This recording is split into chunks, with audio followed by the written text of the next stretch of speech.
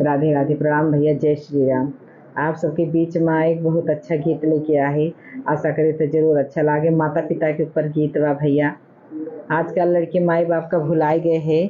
हाथ जोड़ के रिक्वेस्ट बा भैया, माई बाप का ना भुला।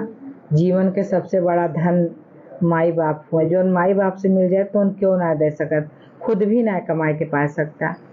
तो हाथ जोड़ के रिक्वेस्ट बा भैया, ये हमारे गीत का भी पूरा सुनिए, समझ में आए सुने।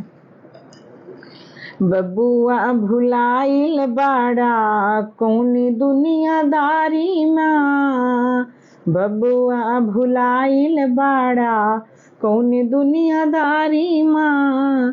बाबू माई छोड़ के बसेला ससुरारी माँ, माई बाबू छोड़ के बसेला ससुरारी माँ। बबुआ भुलाइल बाड़ा कौनी दुनियादारी माँ, माई बाबू छोड़ के बसेला ससुरारी माँ। भाई भौजाई छोड़ला गौआ टोला, रोज रोज दारू पीला खैला बम बम गोला।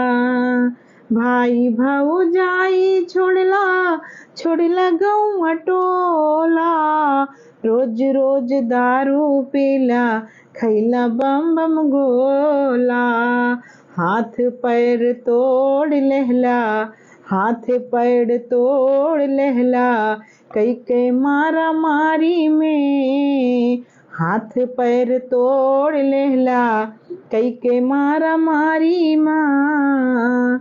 बबुआ भुलाइल बाड़ा कौनी दुनियादारी माँ, माई बाबू छोड़ के बसेला ससुरारी माँ।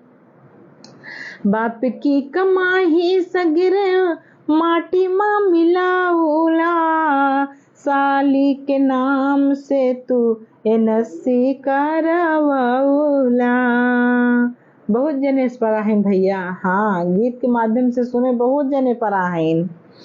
बाप की कमाई सगरो माटी माँ मिलाऊला, साली के नाम से एनसी करवाऊला।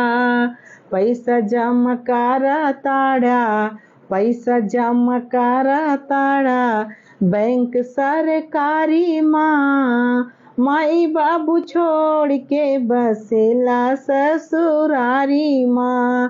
पैसा जमा करा ताड़ा बैंक सरकारी माँ, माई बाबू छोड़ के बसेला ससुरारी माँ।